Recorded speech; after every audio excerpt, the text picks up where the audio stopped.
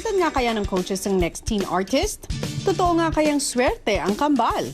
Hi, ako po si Kat Badong, 15 years old. At ako naman po si Arl Badong, 15 years old. At kami po ay identical twins. Kahit po kambal kami, hindi po kami pareho ng mga hilig. Sa school po kasi, naging varsity po ako ng volleyball. Setter po yung position ko.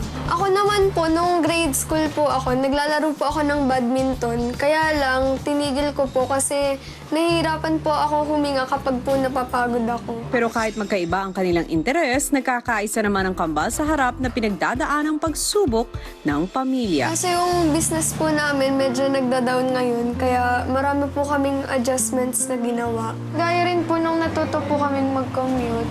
Tapos bumalik po kami dun sa bahay ng lola namin.